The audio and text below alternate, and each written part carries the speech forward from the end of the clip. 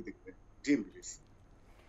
पवन जी, क्योंकि कांग्रेस का कहना है कि वहां का रिवाज है, बात विकास की नहीं है। विकास तो दोनों ही पार्टियां करती हैं, लेकिन रिवाज है। बहुत बढ़िया सवाल है आपका, तो मैम इस पे उत्तर भी ले लेना और मुझे थोड़ा टाइम देना। जी। आपने रिवाज की बात कही कि हाँ। एक बार भारतीय जनता पार्टी और एक बार कांग्रेस, तो हाँ। आप एक बात बताइए, राजस्थान को अवार्ड क्यों मिला हुआ कि पहले नंबर पर है 36 राज्यों में जिसके अंदर महिलाओं के साथ उत्पीड़न है। पहले नंबर पे है कि वहां के थाने की व्यवस्था चरमरा सी गई है। पहले नंबर पे है कि जिस तरीके से भेदभाव की और तुष्टिकरण की राजनीति होती है, 3 बार वहां पर मंदिर तोड़े हुए और माननीय अशोक गहलोत जी मस्जिद से बाहर आ रहे हैं। आप एक बात देखिए, मैं भारतीय जनता पार्टी के अगर उत्तर प्रदेश के मुख्यमंत्री और मोदी जी की बात करूं तो 140 करोड़ लोगों की बात करते हैं और वो योगी जी 24 करोड़ लोगों की बात करते हैं। मध्य प्रदेश में जो लाडली योजना है वो मध्य प्रदेश की सभी महिलाओं के लिए। जो ये तुष्टिकरण की राजनीति होती है ना मैडम, ये राजस्थान में आपको सबसे ज्यादा देखने को मिलेगी। आप एक बात देखिए, सचिन पवन जी, पायलट एक और और अशोक महत्वपूर्ण गहलोत। सवाल है। एक मिनट, एक और महत्वपूर्ण सवाल है। 3 कैबिनेट मंत्रियों को एमपी में उतारा गया, 7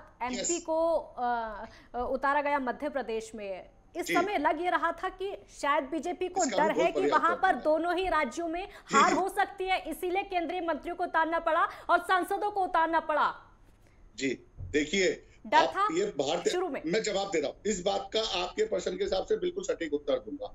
चैनलों ने क्या चलाया कि भारतीय जनता पार्टी, विपक्ष कह रहा है कि भारतीय जनता पार्टी इतनी डर गई है। आप एक चीज समझिए, ये सिर्फ भारतीय जनता पार्टी में ही होगा कि उत्तराखंड के मुख्यमंत्री को बदलकर दूसरे को बना देना। ये केवल भारतीय जनता पार्टी में ही होगा कि सांसद को निगम पार्षद का भी चुनाव लड़ा देती है भारतीय जनता पार्टी। भारतीय जनता पार्टी का मैंने आपके चैनल की शुरुआत में ही कहा था, माननीय प्रधानमंत्री से लेकर आखिरी के कार्यकर्ता सबकी वैल्यू समान रहती है। ये डर नहीं है, ये भारतीय जनता पार्टी की स्ट्रेटेजी है कि कोई भी आदमी अपने आप को भारतीय जनता पार्टी का अगर पोस्ट पे बैठा हुआ है तो वो सेवा भाव से बैठा है। बिल्कुल ललन जी, प्रोफेसर ललन जी, आपका रुख करूंगी, क्योंकि अगर हम सिर्फ राजस्थान की बात करें तो वहां पर लग ये रहा था अशोक गहलोत की योजनाएं सबसे ज्यादा जो चर्चा हो रही थी उन योजनाओं की हो रही थी, चाहे वो फ्री स्मार्टफोन की बात हो या फिर उसके बाद अलावा टैबलेट की बात हो या फिर उसके अलावा लैपटॉप की बात हो, साइकिल की बात हो। लग ये रहा था इन सब की वजह से वहां की महिलाएं प्रसन्न है, युवा प्रसन्न है, तो शायद सत्ता इस बार रिपीट हो सकती है, सबको ये लग रहा था। लेकिन अचानक से रुझान बदले हैं, क्या लग रहा है इसके पीछे का गणित? देखिए, लोगों का अनुमान तो था, लेकिन जनता बहुत जागृत हो गई है और जनता सिर्फ वादों पर वो लोगों को वोट नहीं देगी। और जो राजस्थान में हुआ, बहुत सारे वादे किए गए थे, वादों का इतना बड़ा पिटारा खोल दिया गया था कि मेरा ख्याल राजस्थान की जो टोटल आमदनी है उसको सारी आमदनी इन वादों के पिटारों में ही चली जाती, राजस्थान का क्या विकास होता। तो जनता समझती है इस बात को कि जो वादे किए जाते हैं, अगर वो वादे पूरे नहीं किए जाएंगे तो जनता उनको वोट नहीं देगी। और गहलोत साहब के साथ यही हुआ है, उन्होंने बहुत सारे वादे तो कर दिए, लेकिन जनता को विश्वास नहीं था कि वो वादे पूरे कर पाएंगे। और जिस तरह से राजस्थान में सरकार पिछले कुछ महीनों सालों से चल रही थी, वहाँ जो लॉ ऑर्डर की सिचुएशन ख़राब हो गई थी और जो तुष्टीकरण की बात जो बहुत अधिकांश विशेषज्ञ कर रहे हैं, वो ठीक है कि आप सिर्फ तुष्टीकरण की राजनीति करके किसी राज्य में शासन नहीं कर सकते। प्रोफेसर ललन, छत्तीसगढ़ को लेकर मेरा सवाल होगा, क्योंकि वहां पर भूपेश बघेल की योजनाओं की बहुत ज्यादा चर्चा हो रही थी। भूपेश बघेल जो कि जमीन से जुड़े हुए नेता, वो खुद भी माने जाते हैं और लग ये रहा था, उनका खुद का भी दावा था, कांग्रेस का दावा था, इस बार वो सत्ता में आएंगे, लेकिन अचानक से रुझान पलटे हैं। क्या लग रहा है इसके पीछे? देखिए, छत्तीसगढ़ की जो प्रॉब्लम हो उसमें आदिवासियों का भी बहुत बड़ा रोल है और आदिवासियों के लिए माननीय मोदी जी ने जो बहुत सारे स्कीम निकाले हैं उसका बड़ा पॉजिटिव इम्पैक्ट छत्तीसगढ़ में हुआ है। और जो आपको रोकोगे इसे भी, तेजस्वी क्या कुछ कह रहे सुनवाते हैं। लड्डू बांटे जा रहे हैं, लगता है कि तैयारी में भाजपा लगी हुई है। नहीं, उसमें तो सब लोग लगे हुए होंगे, ऐसा नहीं केवल भाजपा के लोग लगे हैं। तेलंगाना में कुछ और पार्टियां जो है, कांग्रेस पार्टी लगी होगी, तो लोगों का अपना है, कार्यकर्ता जो है स्वाभाविक रूप से जो है उत्साह में रहते हैं। और लेकिन अभी ये देखना पड़ेगा, क्योंकि इसमें जल्दबाजी है। कोई बीजेपी का पता ही है ना कि 2015 में पहले पटाखा फोड़ लिया था, सब रंग एक दूसरे को गुलाल लगा लिया था, उसके बाद नतीजा क्या हुआ। तो अभी कहना जल्दबाजी क्या लगता है कि हॉर्स ट्रेडिंग करेंगे बीजेपी? नहीं, अभी पहले कर चुकी है, इसमें कोई सवाल ही नहीं, सब लोगों ने देखा है। अभी क्या होता है उस पर हम लोगों को थोड़ा देखना पड़ेगा। परिणाम आएंगे उसके बाद तोड़ मरोड़ की राजनीति भी शुरू होगी। इधर उधर विधायकों को खरीदने इधर भागा दौड़ जैसी स्थितियां भी होंगी? कोई नई बात तो है नहीं, भाजपा ने पहले भी करके दिखाया। एक अंतिम सवाल तेजस्वी जी, जीतन राम मांझी ने कहा है कि सरकार में आए तो शराब चालू कर देंगे, क्या कहेंगे? जीतन राम मांझी ने कहा सरकार में आएंगे तो सरकार शराब चालू कर देंगे। आएंगे नहीं। तो तेजस्वी को आप सुन रहे थे, जहां पर उन्होंने साफ तौर पर कहा है कि बीजेपी खरीद फरोख्त पहले भी कर चुकी है और अब का देखेंगे रुझानों के बाद क्या होता है। ललन जी अपनी बात पूरी करिएगा। जी हाँ, मैं ये कह रहा था कि आदिवासियों के लिए मोदी जी ने जो काम किया है उसका बड़ा अच्छा इम्पैक्ट हुआ बीजेपी के लिए। और दूसरी ये है कि ये बात ठीक है कि रमन सिंह भी पॉपुलर हैं, रमन सिंह की जो पॉपुलैरिटी थी वो भी इस इलेक्शन में काम आई और जनता को ऐसा लगा कि अब सरकार बदलने का समय आ गया है। और कांग्रेस ने जो वादे किए थे, यद्यपि कांग्रेस की परफॉर्मेंस भी कोई बहुत बुरी नहीं थी वहाँ पर छत्तीसगढ़ में, और जो परिणाम आ रहा है वो कांटे का ही परिणाम है। लेकिन रमन सिंह का कमिंग बैक और भारतीय जनता पार्टी का दोबारा वापस आना, ये अनुमान लोगों को नहीं था। ज़्यादातर जो एग्जिट पोल दिखा रहे थे उसमें कांग्रेस को क्लियर मेजॉरिटी दिखाई जा रही थी, लेकिन बात कुछ वैसी बनी नहीं। और छत्तीसगढ़ में भी बीजेपी अब सरकार बनाने की स्थिति में आ रही है, ऐसा लग रहा है। और मैं समझता हूँ कि मोदी जी का मैजिक वहाँ भी चला है। और जहाँ जहाँ मोदी जी जा रहे थे, जिन कॉन्स्टिट्यूंसीज में और जो मीडिया में रिपोर्ट आ रही थी, इतना ज़बरदस्त रिस्पांस उनका देखने को मिला था पब्लिक में। पब्लिक को इतना कॉन्फिडेंस उनके ऊपर है। मैं समझता हूँ कि उसी कॉन्फिडेंस का ये प्रभाव है कि राज्यों में भी उनका जादू चला है। और हालांकि राज्य के मुख्यमंत्रियों का भी रोल रहा है, जैसे मध्य प्रदेश में चौहान ने भी काफ़ी अच्छा काम किया है और खासतौर से महिलाओं और युवकों में उनकी अच्छी पकड़ रही है, जिसकी वजह से मध्य प्रदेश में स्थिति आज ऐसी है कि 18 साल बाद फिर जी कांग्रेस वहाँ पर अपना पैर प्रोफेसर ललन जी, प्रोफेसर ललन, ओबीसी कार्ड को लेकर एक सवाल मेरा आपसे होगा। ओबीसी का जो फेवर रहा है बीजेपी पर, तो क्या लगता है इसमें राजस्थान और छत्तीसगढ़ को लेकर कि बीजेपी ओबीसी कार्ड चल सकती है क्या? देखिए, जो ओबीसी कार्ड वाली बात है, ये जो नीतीश कुमार ने शुरू किया और बिहार से जो पहले वीपी सिंह ने किया था, फिर नीतीश कुमार ने किया, तो इसका परिणाम देश के लिए कोई बहुत अच्छा नहीं है। क्योंकि जो जातिवाद इस देश से ख़त्म हो रही थी, उसको इन लोगों ने फिर से दोबारा उभार कर और ऐसे रूप में लाने की कोशिश किया है जो इस देश की राजनीति को विषिएट कर रही थी। मैं समझता हूं कि इस चुनाव में जनता ने इसका जवाब दिया है कि खाली जातिवाद के नाम पर आप चुनाव नहीं जीत सकते, आपको काम करके दिखाना होगा। और अगर आपने काम किया है तभी आप आगे बढ़ेंगे। और मोदी की जो अपील थी और मोदी जी ने काम किया, उसका परिणाम हम देख रहे हैं कि पूरे उत्तर भारत में ऑलमोस्ट बीजेपी ने अब स्वीप कर लिया है। दक्षिण में ही अभी कुछ ज़्यादा काम करना बीजेपी के लिए आवश्यक होगा। बिल्कुल, हमारे साथ इस समय डॉक्टर सत्यपाल जी भी जुड़े हुए हैं। सत्यपाल जी, अगर ओबीसी की बात करें तो ओबीसी कार्ड इस बार बीजेपी खेल सकती है क्या? मध्य प्रदेश की बात कर ले, चाहे राजस्थान की बात कर ले, क्योंकि सुबह से ही निर्दलियों की जो जोड़ गांठ थी वो शुरू हो गई थी, संपर्क साधना सुबह से ही शुरू हो गया था, काउंटिंग के शुरू होने से पहले। जी, पहले तो मेरा नाम पूरा करेक्ट करें, डॉक्टर सत्यप्रकाश शर्मा मेरा नाम है, सत्यपाल नहीं है। थैंक यू जी। क्या है, देखिए, ये तीनों राज्य मध्य प्रदेश, छत्तीसगढ़ और राजस्थान, यहां पर अदर बैकवर्ड क्लासेस जो पॉपुलेशन है वो लार्जेस्ट पॉपुलेशन है। कांग्रेस ने जो स्टेप कास्ट बेस्ड सेंसस का उठा, वो एक कहीं ना कहीं इस वर्ग को आकर्षित करने का बड़ा प्लान था और 27% आरक्षण इस वर्ग को मध्य प्रदेश में देने का जो वादा किया है।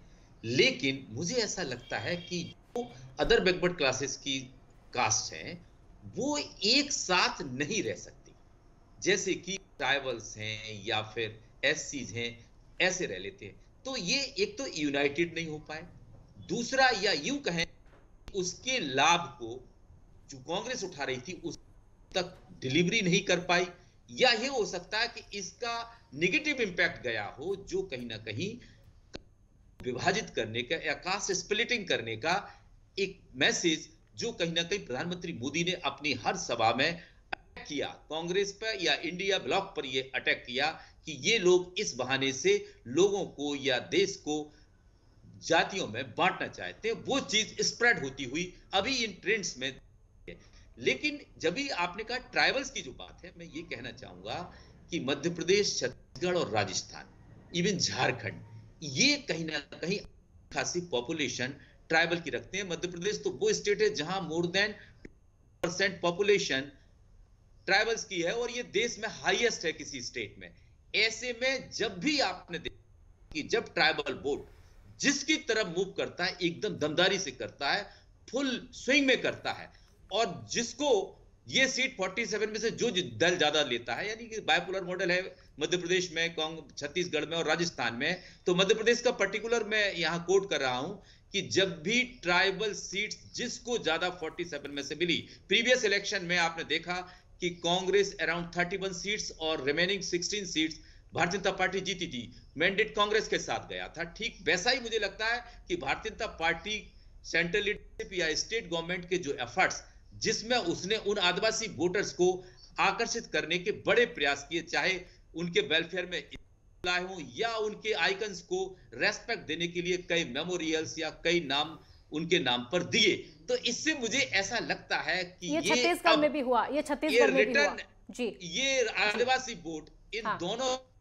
राज्यों में रिटर्न होता हुआ दिखता है बीजेपी की तरफ, और ये इंडिकेशन 2024 के लिए भारतीय जनता पार्टी के लिए बड़ा इंडिकेशन है, क्योंकि आपको याद हो 2018 के दौरान जो राज्यों में चुनाव हुए वहां पर आदिवासियों का उतना फेवर भारतीय जनता पार्टी को नहीं मिल पाया था। इसी कारण तीनों राज्यों में कांग्रेस की सरकार बनी थी। इवन इसके बाद झारखंड में जो इलेक्शंस हुए वहां पर भी आपने देखा होगा कांग्रेस अलायंस के साथ वहां झारखंड मुक्ति मोर्चा ने सरकार बनाई थी और बीजेपी को दिया था। तो मेरा कहने का तात्पर्य है कि बीजेपी की अगर ये रिजल्ट में बदलते हैं तो बीजेपी की एक बड़ी सफलता, जिसमें उसने जो परंपरागत वोट है जो कांग्रेस का जाता है, जो 2003 से लगातार अपनी तरफ खींचते आए, यानी इन इलाकों में बीएसपी का जो वोट शेयर है वो डाउन हुआ है, इसको बीजेपी अपनी तरफ लेती हुई नजर आई 2018 के पहले तक, लेकिन वो 2018 में खिसक गया। अब ये लगता है कि ये वोट पुनः भारतीय जनता पार्टी की तरफ खिसकता या शिफ्ट होता दिख रहा है, और ये इंडिकेशन भारतीय जनता पार्टी को आगामी जनरल इलेक्शंस के लिए एक बहुत मजबूती प्रदान कर सकते हैं, और हो सकता है कि 2019 की इबारत दोबारा हिंदी लैंड्स के तीनों राज्यों में लोकसभा इलेक्शंस में लिखी जा सकती है। बिल्कुल सत्यपाल जी, तो जिस तरह से आपने तमाम बातें कही हैं उसमें बीजेपी की जीत पक्की होती हुई तो फिलहाल नजर आ ही रही है, और बीजेपी अपनी जीत को लेकर किस तरह से आश्वस्त है ये आप इन तस्वीरों में देखकर अंदाजा लगा सकते हैं। ये 4 तस्वीरें टीवी स्क्रीन पर आपकी, आप देखें कि किस तरह से जीत का जश्न बनता हुआ नजर आ रहा है। एक तस्वीर में जहां एक तरफ पूरी सब्जी बनती हुई नजर आ रही है, तो वहीं दूसरी तरफ लोग एक दूसरे को मिठाई खिलाना शुरू कर रहे हैं, मिठाई खिलाकर जीत की बधाई देना भी बीजेपी ने शुरू कर दिया है। वहीं इन दोनों तस्वीरों में भी कुछ ऐसा ही आलम, कुछ ऐसा ही जीत का जश्न बनता हुआ नजर आ रहा है, ढोल नगाड़े बज रहे हैं, और बीजेपी अपनी जीत को लेकर अब पूरी तरह से आश्वस्त हो चुकी है, क्योंकि 3 राज्यों में बीजेपी ने जिस तरह से बढ़त बना के रखी हुई है, ऐसे में शाम तक कोई दूसरा करिश्मा हो जाए इसको लेकर अभी अंदाजा नहीं लगाया जा सकता है। इसलिए फिलहाल छत्तीसगढ़, मध्य प्रदेश में बीजेपी ने जो बढ़त बना के रखी हुई है उसमें साफ तौर पर यह अंदाजा लगाया जा सकता है कि बीजेपी की जीत इन तीनों राज्यों में पक्की है। हालांकि कांग्रेस लगातार ये दावा कर रही थी कि उसकी भी जीत हो सकती है। राजस्थान में कांग्रेस अपने आप को एक मजबूत पार्टी के तौर पर जरूर रखना चाह रही थी, कांटे की टक्कर देना चाह रही थी, लेकिन अब जो रुझान सामने आए हैं उसमें कहीं ना कहीं बीजेपी ने एकदम से जो यू टर्न लिया है उसका श्रेय सेंट्रल गवर्नमेंट की पॉलिसीज को तो जाता ही है, साथ ही साथ एक मोदी मैजिक का जो हमेशा जिक्र होता है उसका बहुत बड़ा श्रेय है बीजेपी की इस जीत को लेकर। तो मध्य प्रदेश, छत्तीसगढ़ और राजस्थान में बीजेपी ने लगातार बढ़त बना के रखी हुई है, और इस जीत का अब जश्न भी चारों तरफ मनने लगा है। ये 4 तस्वीरें हम आपके सामने दिखा रहे हैं, दिग्गजों की किस्मत का भी पिटारा खुलता हुआ लगातार नजर आ रहा है। हालांकि तेलंगाना में बीजेपी को जरूर एक बड़ा झटका लगा है।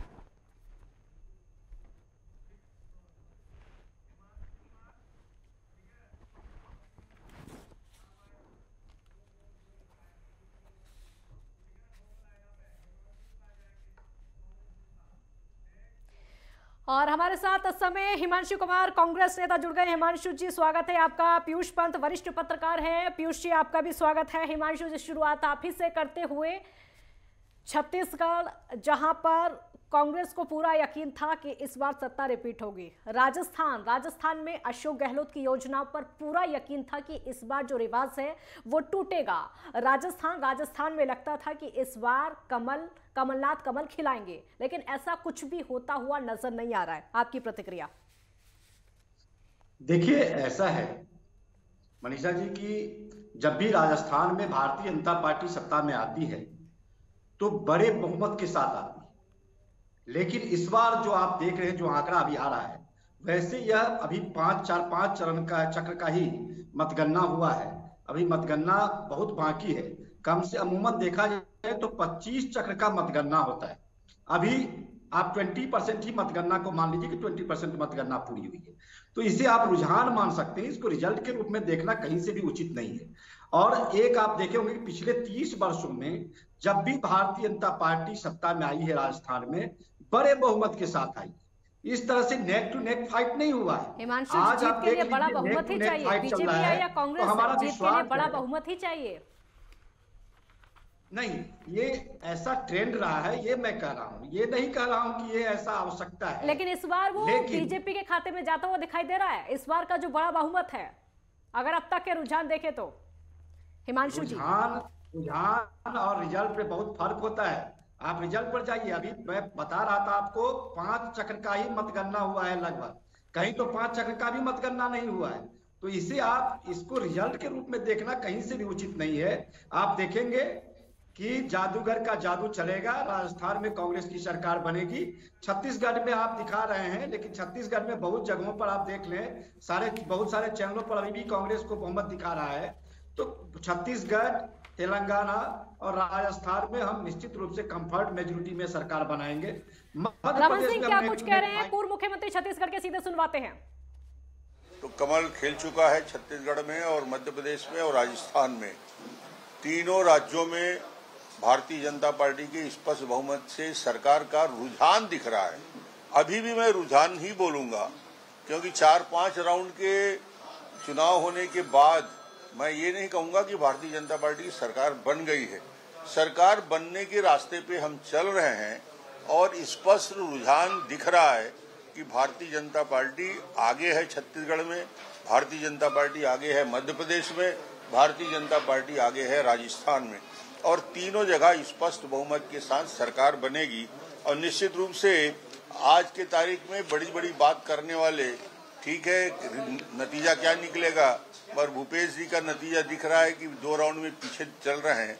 इसका मतलब यह है कि जनता ने उनके सारे मंत्रियों को नकारा है, पूरी सरकार को रिजेक्ट किया है और भारतीय जनता पार्टी को पूरा का पूरा आशीर्वाद और समर्थन दिया है। सर, शुरुआती बढ़त आखिर क्या माने कि बीजेपी को जनता क्यों चुन रही है?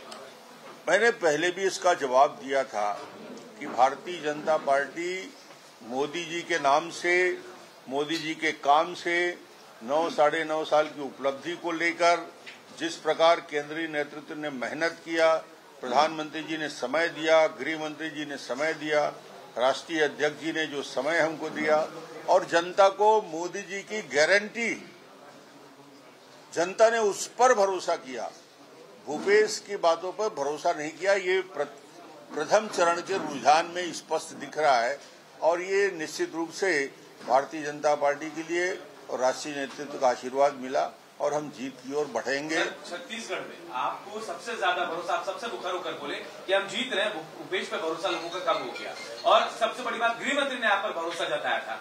आपको अंडर करंट पता था सर कैसा हो रहा है? अंडर करंट दिख रहा था और इतना बड़ा अंडर करंट होगा इसका एहसास सामान्यतः लोगों को नहीं हो पा रहा था, मगर मैं इस बात को लगातार रिपीट कर रहा था। मेरी बात को लोग भरोसा कितना करते हैं मैं नहीं जानता, मगर मैं मीडिया के माध्यम से रोज बोल रहा था, एक ही बात को रिपीट पर रिपीट कर रहा था कि जबरदस्त अंडर करंट है और भूपेश को छत्तीसगढ़ की जनता रिजेक्ट कर चुकी है, उसके चेहरे को हराना चाहती है। सर, आप बैकफुट पे थे एकदम से, क्योंकि आपको क्या लगता है क्या गेम चेंजर रहा जो आप अचानक से, जो बिल्कुल बैकफुट पे था, अचानक से लीड करते हुए नजर आ रहे हैं? तो ऐसी कौन सी गेम चेंजर पॉलिसीज थी, किस तरह से इसको मोबिलाइज किया आपने पूरे कैडर को? नहीं, लीड डॉक्टर रमन ने नहीं किया, लीड पूरे सामूहिक नेतृत्व में हमने किया। मैं भी मेहनत किया, मेरी पूरे हम सब ने किया, और राष्ट्रीय नेतृत्व ने इतना समय दिया, मगर जैसे ही हमारी घोषणा पत्र जारी किया हमने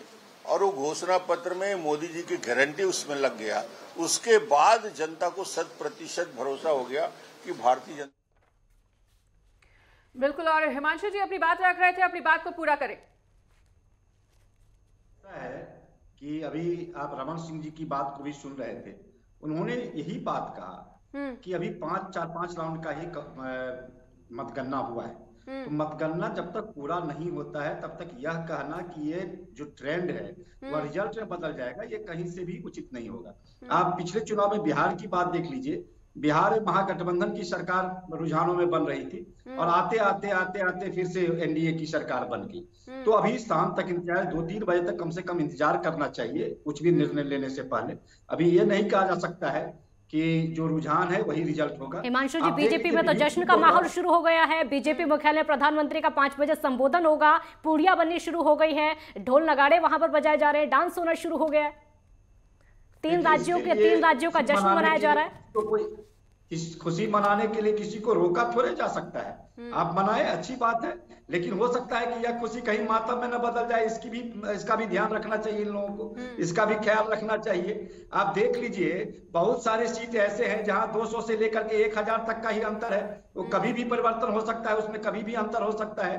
तो अभी इसको ये कहना कि इस तरह का रिजल्ट होगा, हिमांशु जी, लेकिन ये भी जानना चाहेंगे कि आखिर आपको ऐसा क्यों लग रहा है कि ये जो रुझान है इसमें कुछ बदलाव होता हुआ नजर आएगा, क्योंकि जो रुझान है उसमें बीजेपी अब काफी ज्यादा बढ़त बना के आगे निकलती हुई नजर आ रही है। देखिए ऐसा है काजल जी कि 2-4-5 राउंड की काउंटिंग से ही हम नहीं समझ सकते हैं कि ये पूरा ये माजरा है। आप देख लीजिए विभिन्न राज्यों का जो इतिहास रहा है, सर उम्मीद बनी रहनी चाहिए, बिल्कुल रिजल्ट कुछ और हुआ है। बिल्कुल सर, ठीक है, उम्मीद बरकरार रहनी चाहिए। और इस बीच वरिष्ठ पत्रकार पीयूष पंत जी का रुख करना चाहेंगे। पीयूष जी, जिस तरह से कांग्रेस ने कहीं ना कहीं अभी अपनी उम्मीद नहीं छोड़ी है, उम्मीद उनकी बरकरार है, और ये देखने को भी मिल रहा था कि कांग्रेस और बीजेपी के बीच में जबरदस्त कांटे की टक्कर देखने को मिलेगी। लेकिन अब जो बीजेपी ने यू टर्न लिया है और बीजेपी ने जो जीत के लिए जश्न मनाना शुरू कर दिया है, लगातार बढ़त बनाई हुई है, ऐसे में क्यों लगता है कि इस जीत का श्रेय आप किसे देना चाहेंगे, और आखिर ये यू टर्न लिया तो कैसे लिया? देखिए, अभी ये तो बात सही है कि अभी थोड़ा सा जल्दी होगा, कि क्योंकि अभी मुझे लगता है कि ईवीएम मशीन खुले हुए 3 घंटे हुए हैं और कई राउंड होते हैं, तो इसलिए अभी थोड़ा सा जल्दी होगा कहना कि क्या, लेकिन मुझे लगता है कि मार्जिन ही कम होगा या सीटें का अंतर ही शायद कुछ कम होगा। लेकिन एक ट्रेंड दिखाई देता है कि लीड किसकी हो रही है। बहुत ज्यादा इतना गैप है बीजेपी और कांग्रेस के बीच में कि उसको भर पाना थोड़ा मुश्किल लगता है। हालांकि आप देखिए तेलंगाना में कांग्रेस ने जीत का जश्न मनाना शुरू कर दिया था, लेकिन वहां पे भी अब उनकी जो ट्रेंड आ रहा है, उसमें जो रुझान है, उसमें उनकी सीटें अब घटती हुई दिखाई दे रही हैं। तो अभी ये चलता रहेगा, अप एंड डाउन चलता रहता है, क्योंकि मार्जिन भी कम होता है, इसलिए बदल सकता है। लेकिन अभी जैसे मध्य प्रदेश में तो स्थिति नहीं बदलेगी मुझे ऐसा लगता है, क्योंकि बहुत ज्यादा डिफरेंस है वहाँ क्लियर कट ये दिखाई दे रहा है कि भाजपा की सरकार अच्छी खासी संख्या के साथ वहाँ बनने जा रही है। राजस्थान में भी अब मुझे नहीं लगता, देखिए थोड़ा बहुत चेंज हो सकता है, कांग्रेस अधिक से अधिक 10 सीटें और गेन कर सकती है, फिर भी वो जो है कि भाजपा से पीछे ही रहेगी।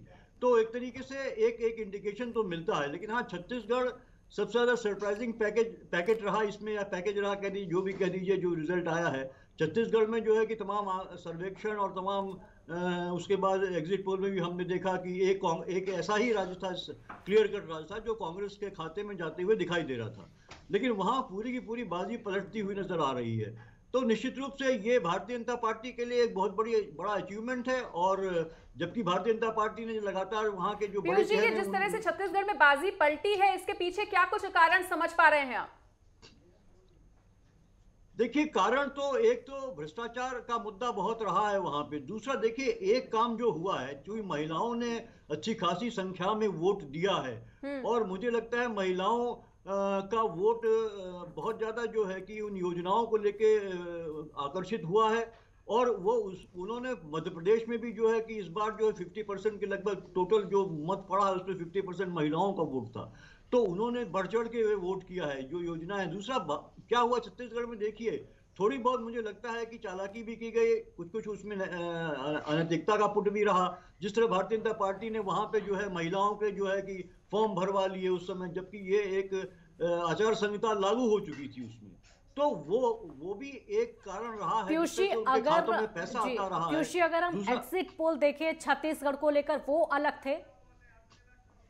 अश्विनी वैष्णव इस समय बोल रहे, क्या कुछ कह रहे, सुनवाते हैं। काम माननीय शिवराज जी ने किया, जितना अच्छा काम डबल इंजन की सरकार ने किया, जितना अच्छा काम संगठन ने किया, उसका आशीर्वाद आज मध्य प्रदेश की जनता ने दिया।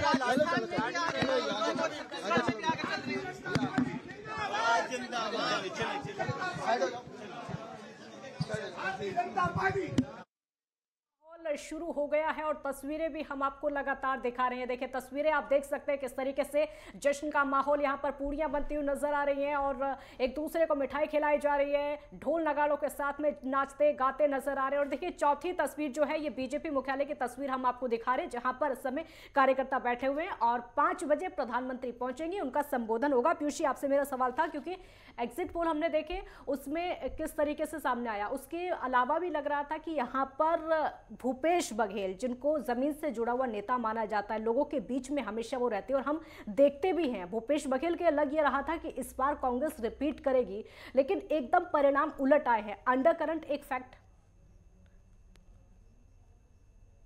जो रुझान दिख रहे हैं वो निश्चित रूप से ये बताते हैं कि कहीं ना कहीं अंडर करंट था, जिसको कि वो भांप नहीं पाए। जो है वो भूपेश बघेल या तो उनका एक सेल्फ क्रिएटेड था, उन्होंने इस तरह का एक हाइप बनाया हुआ था अपने जो है विज्ञापन के तहत, और ये जो छत्तीसगढ़िया सबसे बढ़िया इस तरह की उन्होंने बात करी थी। निश्चित रूप से वहाँ छत्तीसगढ़ का जो एक लोक संस्कृति है, उनका आत्मसम्मान है, उसको उन्होंने आगे बढ़ाया, इसमें कोई दो राय नहीं है इसमें। लेकिन देखिए चुनाव में बहुत से मुद्दे काम करते हैं। आदिवासी वोट मुझे लगता है इस बार जो कांग्रेस के पास था पिछली बार बड़ी तादाद में, वो जो है, और प्रधानमंत्री याद कीजिए प्रधानमंत्री ने जब यहाँ सेकेंड राउंड का चुनाव होना था उसके पहले ही जाके जो है कि झारखंड में उन्होंने जो है एक बहुत बड़ी योजना जो है आदिवासियों के लिए उसकी घोषणा करी वहां पे। तो मुझे लगता है कहीं ना कहीं ये आदिवासी वोट का जो शिफ्टिंग हुआ है वो बहुत मायने रखता है, और इसने जो है कि कहीं ना कहीं जो है वो बघेल का जो है उनकी चांसेस को जो है वो वहां पे जो है कि अब कम कर दिया इसने।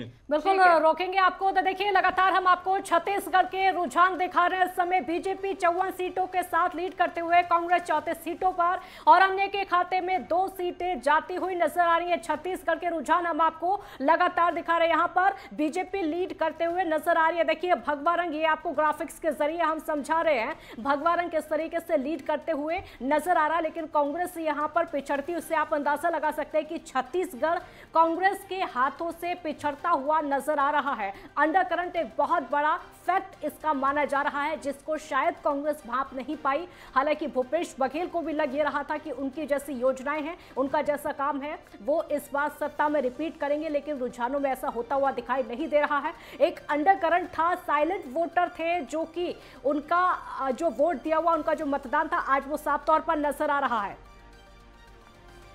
बिल्कुल। और राजस्थान की अगर बात की जाए तो राजस्थान में भी भगवा रंग का जादू चलता हुआ नजर आ रहा है। मध्य प्रदेश में 160 सीटों पर बीजेपी ने बढ़त बना के रखी हुई है। छत्तीसगढ़ में बीजेपी ने 54 सीटों पर बढ़त बनाई हुई है, कांग्रेस ने 34 सीटों पर, अदर के खाते में 2 हैं।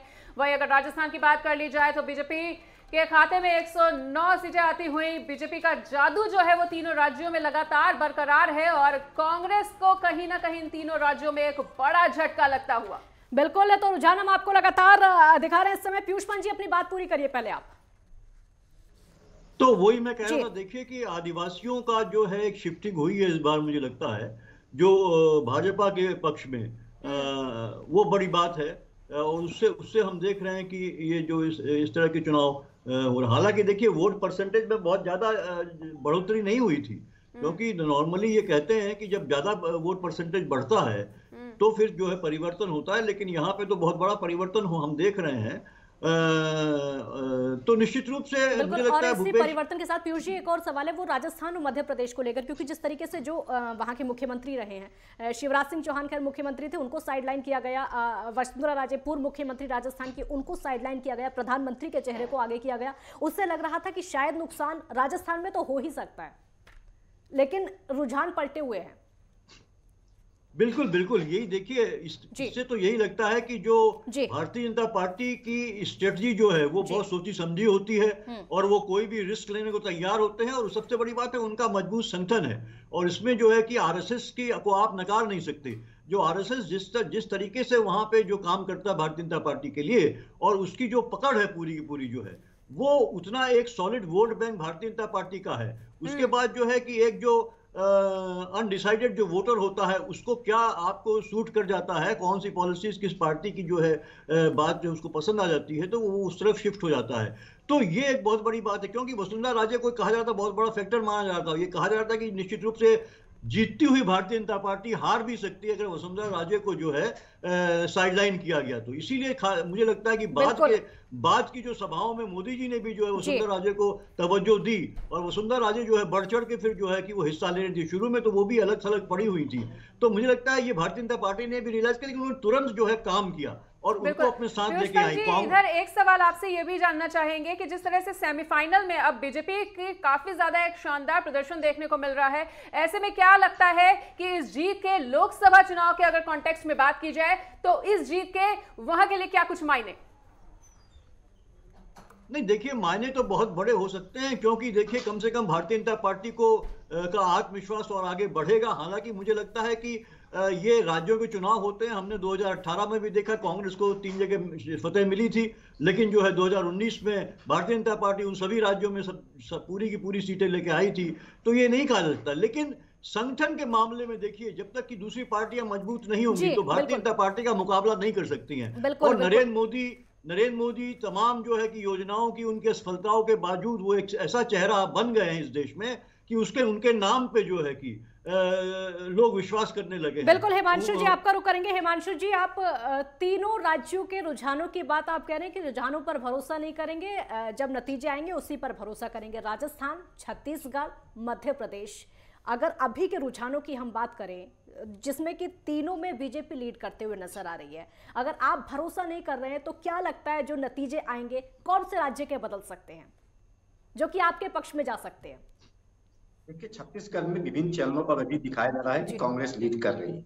एक तो छत्तीसगढ़ है और दूसरा राजस्थान है। मैं पहले भी कहा था कि राजस्थान में 30 वर्षों का ट्रेंड रहा है, जब भी भारतीय जनता पार्टी आई है ह्यूज मेजोरिटी के साथ आई, बड़ा उनको बहुमत मिला है। लेकिन ये देख रहे हैं नेक टू नेक फाइट चल रहा है। अभी 5-6 राउंड का ज्यादा से ज्यादा मतगणना हुआ होगा, तो इससे नहीं ये कह सकते हैं कि अभी हम पीछे पिछड़ रहे हैं या फिर हम हार रहे हैं। हमें विश्वास है कि हम छत्तीसगढ़ और राजस्थान में निश्चित रूप से सरकार बनाएंगे। तेलंगाना में हमारी सरकार गिनती में रख रहे हैं, मध्य प्रदेश को रख रहे नहीं, या एकदम बीजेपी के खाते में जाइए? मध्य प्रदेश में जिस तरह का रुझान है तो इसको तो एक्सेप्ट करना पड़ेगा कि वहाँ जनता का भरोसा पूरी तरह से हमारे कांग्रेस पार्टी को नहीं मिला है। इसको एक्सेप्ट करना पड़ेगा। लेकिन दो राज्यों का आपको लग रहा है, छत्तीसगढ़ और राजस्थान का आपको लग रहा है कि रुझान बदल सकता है, आपके पक्ष में जा सकता है? बिल्कुल, जो रिजल्ट होगा वहाँ हम राजस्थान और छत्तीसगढ़ में सरकार बनाने की स्थिति में रहेंगे। आप देख लीजिएगा 3-4 बजे तक ये। लेकिन ऐसा क्यों लग रहा है हिमांशु जी, ये भी जानना चाहेंगे। मध्य प्रदेश में जो रुझान है वो भी बीजेपी के ही फेवर में है, और अगर दोनों और प्रदेशों के भी रुझान की बात कर ली जाए तो वो भी बीजेपी के फेवर में है। लेकिन इन दो राज्यों में आपको क्यों लग रहा है कि ये रुझान बदल सकते हैं, बदलाव कुछ आ सकता है? देखिए, मध्य प्रदेश की जो स्थिति है और मध्य प्रदेश में जो अभी रुझान आ रहा है वह स्पष्ट रूप से दिख रहा है कि भारतीय जनता पार्टी कुछ ज्यादा बढ़त बनाए हुए। तो इसमें फिर से हम उसको रिकवर करना पूरी तरह से हम ये नहीं कर सकते कि हम रिकवर कर पाएंगे। हमें विश्वास है, लेकिन हम इसका दावा नहीं कर सकते। ठीक है हिमांशु जी, अगर छत्तीसगढ़ की ही हम बात कर ले, छत्तीसगढ़ का रुझान अगर बदलता है, वो आपके पक्ष में आता है, तो श्रेय किसको देंगे? भूपेश बघेल, राहुल गांधी, सीधे कांग्रेस पार्टी? देखिए, निश्चित रूप से कांग्रेस पार्टी का जो नीति है, सिद्धांत है, उसको तो सबसे पहले प्राथमिकता देना पड़ेगा। उसको तो निश्चित रूप से श्रेय देना होगा कि हमारी नीति और सिद्धांत की जीत हुई है।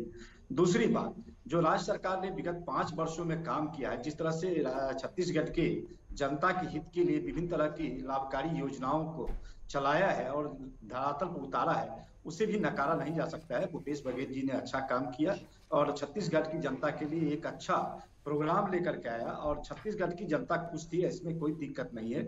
अभी शुरुआती दौर है, आप देखेंगे। इसीलिए हमें भरोसा है कि छत्तीसगढ़ में निश्चित रूप से कांग्रेस की सरकार की पुनरावृत्ति होगी। बिल्कुल हिमांशु जी, ये भी जानना चाहेंगे कि जो रुझान सामने आ रहे हैं और कांग्रेस कहीं ना कहीं पीछे चल रही है, उसका एक कारण आपको नहीं लगता है कि कहीं ना कहीं कांग्रेस की अंतरकला भी है जो लगातार कांग्रेस को अंदर ही अंदर खोखला करती जा रही है? देखिए, कहीं से भी अंतरकला नहीं है। कांग्रेस के सभी लोग एकजुट हैं, कहीं भी कोई अंतरकला देखने को नहीं मिला। कल भी टी.एस. सिंह बाबा का एक इंटरव्यू चल रहा था, हम देख रहे थे किसी चैनल पर, तो उन्होंने स्पष्ट रूप से नरेंद्र तोमर बोल रहे हैं, क्या कुछ कह रहे, सीधे सुनवाते हैं। देखिए, कार्यकर्ताओं ने जो घनघोर परिश्रम किया उसके परिणाम स्वरूप ये जीत मिली है। सेंटर और स्टेट की बहुत सारी स्कीम्स कहा जा रहा है, लाडली बहना स्कीम बहुत ज्यादा बेनिफिशियल साबित हुई है। स्वाभाविक रूप से केंद्र सरकार और राज्य सरकार ने अनेक ऐसी योजनाएं जिन्होंने लोगों के जीवन पर सीधा असर डाला है, और उन सब योजनाओं के कारण भारतीय जनता पार्टी को जन समर्थन प्राप्त हो रहा है। सर, केंद्र से अब आप स्टेट की राजनीति में भी आए हैं और कहीं ना कहीं हलचल भी है कि शायद इस बार सीएम का चेहरा बदल सकता है। देखिए, दरअसल क्या है, पार्टी का निर्णय है, तो निर्णय के अनुसार हम सब लोग विधानसभा का चुनाव लड़े हैं। आगे पार्टी जो निर्णय करेगी, काम देगी, वो काम करेंगे। नरेंद्र तोमर को आप सुन रहे थे। जिस तरीके से जश्न का माहौल उस समय देखने को मिल रहा है, बीजेपी खेमे में जश्न का माहौल शुरू हो गया है। हमारे साथ इस समय जितेंद्र शिमाली बीजेपी प्रवक्ता भी जुड़ गए हैं। जितेंद्र जी, तीनों राज्यों में राजस्थान, मध्य प्रदेश, छत्तीसगढ़ में बीजेपी बढ़त बनाते हुए समय नजर आ रही है और कुछ देर में साफ नतीजे भी सामने आ जाएंगे। आपका रिएक्शन, और जश्न का माहौल तो शुरू ही हो गया है। देखिए, बिल्कुल सही कह रहे हो आप। मैं यहाँ पर अभी बीजेपी कार्यालय के अंदर ही बैठा हुआ हूँ। बीजेपी भारतीय जनता पार्टी राजस्थान के मीडिया सेंटर पे वहीं बैठा हुआ हूँ। बाहर जो है वो बहुत तेज ढोल नगाड़े बज रहे हैं, लड्डू वितरण हो रहा है पूरे राजस्थान के अंदर। भारतीय जनता पार्टी और आम जनता के अंदर बहुत बड़ा जश्न का माहौल है, क्योंकि राजस्थान की जनता पिछले 5 वर्षों के अंदर इस कांग्रेस के कुशासन के कारण से बहुत ज्यादा परेशान थी। राजस्थान के अंदर भ्रष्टाचार, महिला अत्याचार, दलित अत्याचार और जिस प्रकार से पेपर लीक की घटनाएं हो रही थी, और पूरा राजस्थान आकंठ भ्रष्टाचार हुआ था, और उसके कारण से आम जनता परेशान थी। अशोक गहलोत ने गारंटियां की घोषणा कर दी, पर जनता ने ये कहा कि हमको मोदी की गारंटी पर भरोसा है, हमको इन खोखली घोषणाओं पर भरोसा नहीं है। इस बात पर भरोसा करके आम जनता ने राजस्थान से कांग्रेस का पूरा ही साथ किया। बिल्कुल बिल्कुल। जितेंद्र जी, लड्डू बांटने की और पूड़ियां बनवाने की थोड़ी जल्दबाजी नहीं कर दी? ऐसा नहीं लगता कि क्या पता आगे आगे बाजी पलट जाए? थोड़ी जल्दबाजी नहीं हो गई? देखिए, यहाँ जब हम चुनाव लड़ रहे थे और जब यहाँ पर जब टिकट का वितरण नहीं हुआ था, तब राहुल गांधी जी यहाँ बोल के गए थे कि राजस्थान से जैसे ही वो प्रचार करके दिल्ली गए, दिल्ली जाकर उन्होंने कहा कि कांग्रेस राजस्थान के अंदर बहुत अच्छी मजबूत स्थिति के अंदर लड़ रही है। उन्होंने ये नहीं कहा कि हम सरकार बना रहे। यहाँ तो जब चुनाव से पूर्व कांग्रेस के नेताओं में हताशा का माहौल था, तो मन में वो इस बात को जानते थे कि हमने 5 साल राजस्थान में किस प्रकार का शासन किया है, और उसी का परिणाम ये रहा कि आम जनता ने ये कहा कि हमको अशोक गहलोत की गारंटी पर भरोसा नहीं है, क्योंकि राहुल गांधी पिछली बार भी अंगुलियां गिना करके कह के गए थे कि 10 दिन के अंदर राजस्थान से किसानों का कर्जा माफ हो जाऊंगा। परंतु अभी आपको बता दूं कि 19,500 किसानों की जमीन कर्ज के कारण से कुड़क हुई है। तो इस प्रकार से झूठ बोलने वाली जो सरकार, बिल्कुल इस समय बीजेपी रुझानों में लीड करते हुए 3 राज्यों में नजर आ रही है। राजस्थान, मध्य प्रदेश और छत्तीसगढ़ में बीजेपी लीड करते हुए नजर आ रही है, और हालांकि जश्न का माहौल भी शुरू हो चुका है। और इस समय के रुझान जो हम आपको लगातार दिखा रहे हैं, कांग्रेस सिर्फ एक राज्य में, तेलंगाना में लीड करते हुए नजर आ रही है, क्योंकि बीजेपी खेमे में जश्न का माहौल भी लगातार शुरू हो गया है और लगातार रुझान आपको दिखा रहे हैं। हालांकि नतीजे का समय अभी बाकी है। बीजेपी खेमे में जश्न का माहौल है, देखना होगा नतीजे क्या होंगे। फिलहाल बीजेपी के लिए अच्छी खबर है 3 राज्यों से। एक ब्रेक के लिए यहाँ पर रुकेंगे, जल्द लौटेंगे।